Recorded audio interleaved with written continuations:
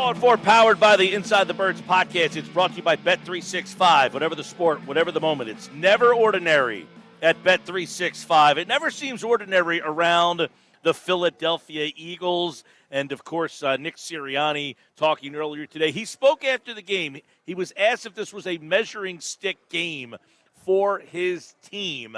Geoff Mosher from the Inside the Birds podcast is here, and we have football at 4 for you on a Monday where the Eagles pretty much dominate that game. They do it by running the ball 42 times. And Geoff Mosher, they did it by passing the ball 32 times. What's the message behind the game plan in your mind? Mike, what did we talk about all last week? We talked about the uneven marriage or the uneasy marriage between the Eagles' run game and the Eagles' pass game. And we talked about the fact that they had become so run-centric that it felt, at least over the last few weeks, that it was run until we have to pass, and that made them predictable.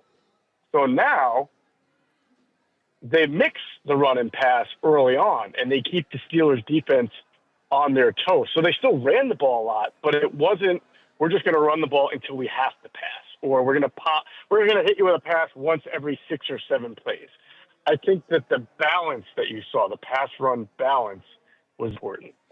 Well, right, too. And, Devontae Smith said after the game that they were stacking the box pretty much all day long. They had extra guys in there all day, and they were playing cover 2 all day long. They never really got out of it. And the Eagles said, until you get out of this, we're just going to keep doing it. And that's why I thought they really had a good game plan, because early in the game, they didn't say, well, we're going to just try to run the ball because that's what we do. They're going to say, no, this is how you're playing us, so we're going to show you we can do something else. So the messaging, of course, seems like, well, we got called out, so let's show everybody we can do it. But was that why they did it?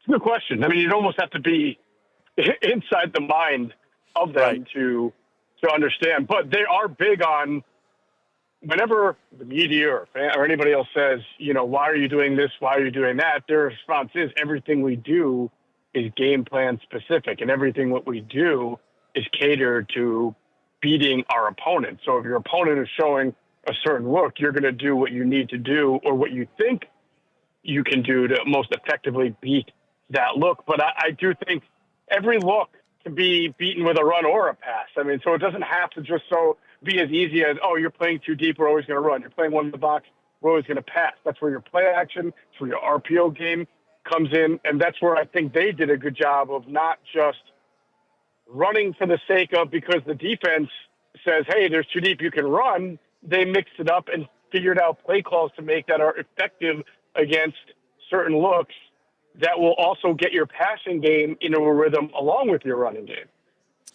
Geoff, obviously, what did you take of the way that Jalen Hurts came out? Was he upset? Is he, ticked off about what happened last week?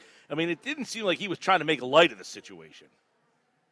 Yeah, I don't know. I mean, he's always seemingly he's always seemingly introspective, and he does like to throw a jab in there every once in a while. I thought the whole thing with him and AJ in general, like, we're shutting you guys up, or this is what you wanted. Like, we're not Brandon Graham, man. Like, you know what I'm saying? Like, I think the narrative all last week would have been a lot different if Brandon Graham wasn't the one who came out and said those two guys don't have those kind of relationship that they used to. Of course, there was already some conversation with A.J. Brown saying passing game, but it got really ratcheted up when Brandon was the one who said that they weren't the same way and sort of struck fears that, oh, no, you have a Donovan T.O. situation like brewing. So I just think that facts don't matter sometimes to players. They just want to, stick it to whoever they can when there's a microphone in their face. And so that's what I got out of that. And the whole watering the grass comment was interesting. Like, today we chose to water the grass with the pass game instead of the ground game. I would say I just don't understand why you can't water the entire grass with all of your watering hose. And you know what I'm saying? That's the whole point of being a balanced offense. So I don't know. It's not like the things that were going wrong with the offense the last 2 weeks were a media creation or a media gripe, because the locker room were the first people to be upset after the game last week about the passing offense. I will say this. I agree with what you're saying 100%. I also would say that the media has agreed with them that the passing offense was a problem. And I think there were some and a lot of fans who questioned whether Hurts was a problem. It's just that A.J. said it and really Graham lit a fire to it. But what Graham lit the fire to was the potential relationship being rocky more so than the passing thing being a problem. And it just manifested into all of this stuff. But I do think, yes, A.J. said passing's a problem.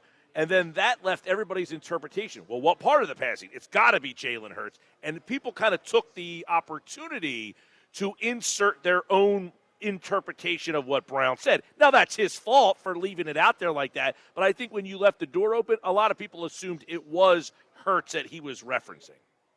Yeah, yes, right. And I'm sure there'll be a lot of flexing from certain fans who love to come at reporters, media in general, or sports talk and say, you guys all doubted, you guys were all skeptics. Let me be clear for anybody who listens to Inside the Birds, they already know this, and maybe even your station as well. All last week, even the week before, when we talked about the passing offense, our sentiment was Jalen can make these throws because we've seen him do them before. He needs to see it, rip it, throw it. We never said he can't do it. We were saying that it wasn't being done consistently enough. And yesterday was a clear difference of when he is doing it consistently. And if he can do that week to week to week, that is exactly what we said should be done and needs to be done. Yeah, now listen, I would agree. I said, look, it's a perplexing situation because we have seen him do it. He has been a player that has made these throws and has made these plays. We saw him do it on the biggest stage in the Super Bowl. So the confounding part of this, Moshe, was why was he not pulling the trigger on throws that he makes in his sleep? I think that was the crazy part about this whole thing. Well, then on Sunday he goes out there, and they are executing this to such a high level. Slants, easy stuff, bang, 3 yards. And I said it to you last week, 1, 2, 3, bang, get it out of your hand all day. So it wasn't a question of whether he could, it's why isn't he? And I even asked the question like, hey, this offense was being so easy to being asked to run, you could bring a guy like Tua or Geno Smith just to throw the ball to these guys because they're wide open every time, and he wasn't doing it. That's where it was so wild. Yeah, and so it'll be interesting to see because in the post-game show with Adam, I said, and I made, it's funny, someone who was watching made a joke of what I said because of Nick Sirianni. I said, hopefully after doing it against the Steelers, it sort of plants this seed or replants the seed, right?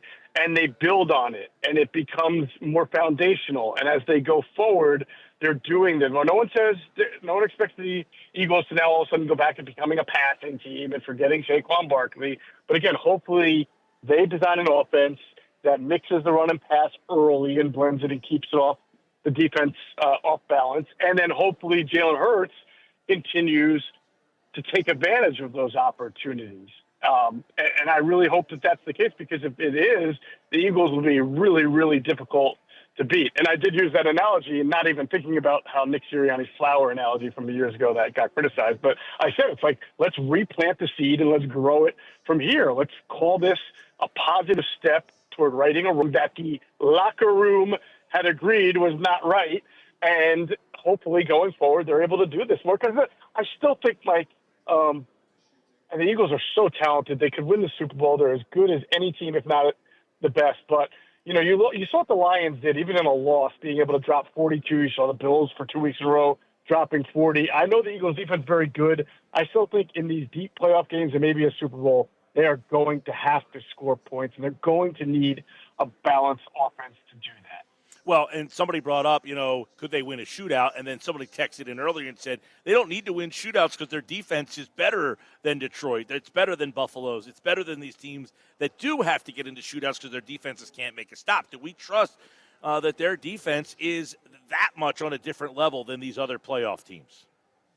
Yeah, I would like to say yeah, but, I don't think that's fair. The Lions have shown, no matter who they played, and it's not like the Eagles are the only team with a good defense. The Lions have showed no matter who they played that they can score almost at will. Now, I know they lost David Montgomery. So that's a big part of their offense. But the Bills are also showing over the last 10 weeks that they can pretty much score whenever they want, and that will. So I'm not saying the Eagles are going to give up 40 points, but I think, 24 against the Bills, you could argue you played good defense. Kansas City, even though they're not as explosive, they can score. You may have to meet a different team that can score. I don't think the Eagles – I don't think the Eagles are the 85 Bears. No. They're going to set some crazy records and hold guys down to like 15 or fewer points all year long. There's no Richard Dent on this team. That's where you still wonder, can you get the big sack? Can you get the big stop? All that stuff. I think the defense collectively is very good. Individually, do they lack that stud edge player that generally comes with elite level defenses? I think that will be the big thing there. But offensively, I thought what was interesting, Moshe, they won this game against a quality opponent who was missing George Pickens. It's a big part. But they did it on offense. They ran the ball. I mean, not their best day running the ball, but 42 times, and ran the ball when they had to, ran the ball late in the game. A 10-minute and 29-second, 21-play drive. Are you kidding me? They threw the ball short. They threw it mid-level. They threw it between the hashes. They threw it outside the hashes. They took a couple shots. So they really displayed that they can do all of the things that we had wondered all season long, including running the ball against a quality opponent. They really did. I've always praised the Lions this year because I had the Lions as my Super Bowl pick, and I didn't even think that they were going to be as good as they've been. But one of the things that I've loved about them is their ability to beat you offensively in so many different ways. They can run the ball, even though Montgomery's now out, but they were running the ball really well with Montgomery and Gibbs. They could throw to Gibbs out of the backfield. They can hit you in the middle of the field with Laporta and Amon-Ra St. Brown, and they can stretch you deeply with Amon-Ra St. Brown and Jamison Williams. They have the what looks like the best offensive line in the league. Eagles are pretty close, but the Lions are just unbelievable in the offensive line. So it's almost hard. They can attack you any way they want to. And I think their defense, before it really got ravaged, was able to feed off that too and be more aggressive. And you saw that from the Eagles yesterday. They could run.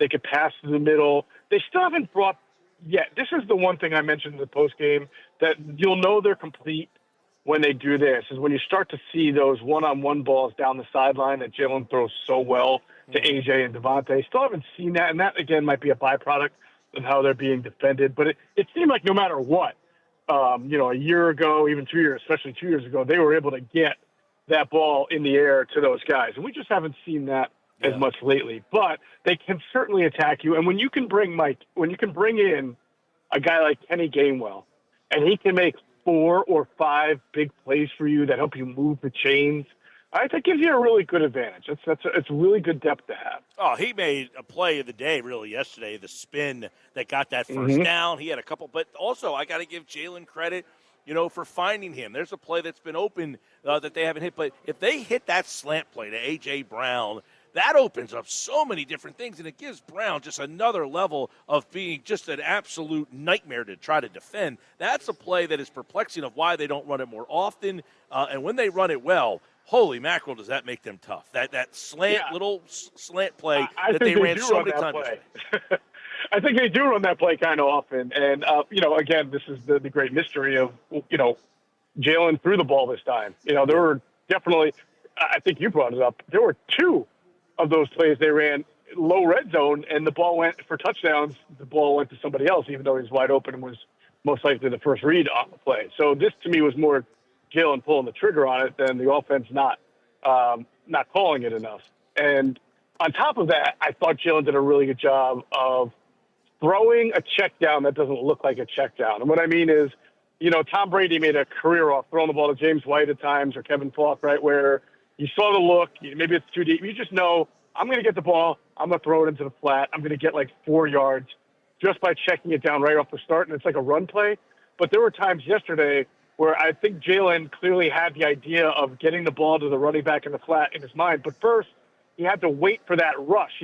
He would do it against a blitz, right? And he would wait just to the last second as the rush came on him and then pop it down to either Saquon or Kenny Gainwell. and get some good yards out of that. And those guys wouldn't have bodies around them because he waited till the right time to release the ball. And that's really smart quarterbacking.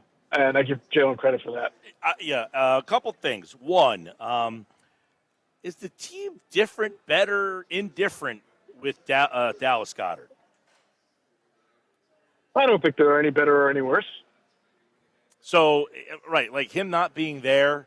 Well, that's not true. I think that they're better. They're probably better because he's such a good run blocker and pass catcher. And so maybe they're a little – and, you go back to the 2 weeks before where he wasn't playing. Maybe that was a little bit problematic in how they were running their offense. Very possible. Okay. What's up with Landon Dickerson? I know he didn't give any updates there. They didn't really say what happened.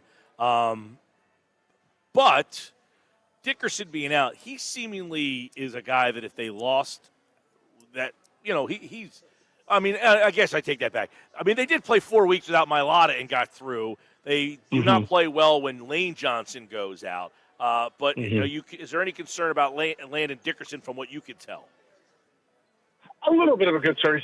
He's become a really good guy. I mean, he's already made 2 Pro Bowls, and I think he's been better this year than his 2 Pro Bowl years. I think his pass protection has been really good. Now they're passing the ball less, so maybe that's why. But either way, he's a mauler. I mean, Tyler Steen has done well filling in, but Tyler Steen has played most of his Eagles career on the right side. And then I believe yesterday he had to go in and play the left side. And you did see a little bit of a difference in the offense at times, whether it was even as the game kind of settles in, even with Jalen Hurts, the ball didn't come out of his hands as quickly third quarter, late second quarter, as it did in the first quarter, right? And the run game at times stalled. I don't know. I have to see the All-22 and get a better idea on if that's because Steen was struggling and because he's playing the left side over the right side. But, yeah, you saw a little bit of a difference when Dickerson went out.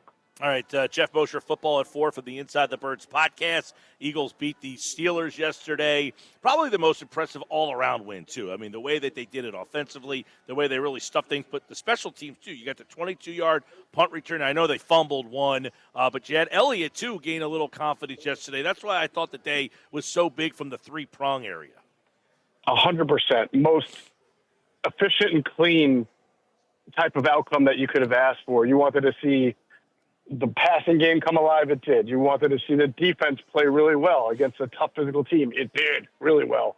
And then, of course, you wanted to see the kicking game get its issues straightened out, and it did. It's a really good win.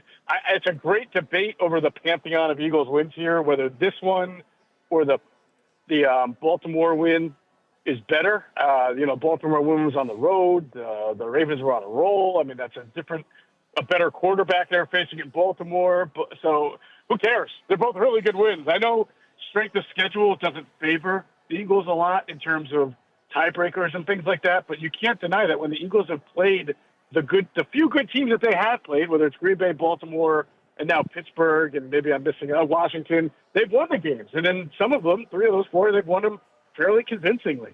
I think I heard Reuben Frank say last night that they're 5-1 against either teams with winning records or teams that are currently in the playoffs, one or the other. But it goes to show the games that they have struggled, the Jacksonville, the Carolina, if you're going to win 10 in a row, you're not going to play your best in all 10, right? So if you don't play your best and you still win, but you're able to rise up and beat the better teams, while I don't want to say play down to the lesser teams, but find ways to beat those teams, that's how you truly start to put together something special. And now, with 3 weeks left to go, you're in position for the number 1 seed, and Detroit's all sorts of banged up. And that's the one thing with Philadelphia.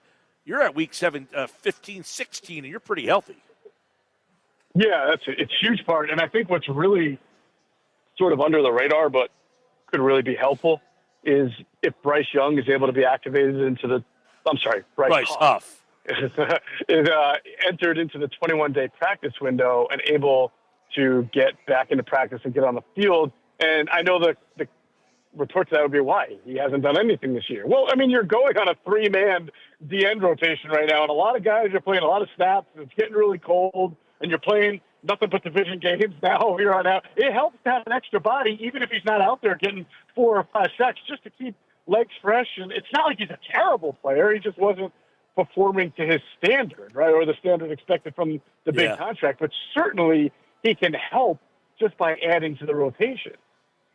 All right, Sports Pass Live, 97.3 ESPN, the 97.3 ESPN free mobile app.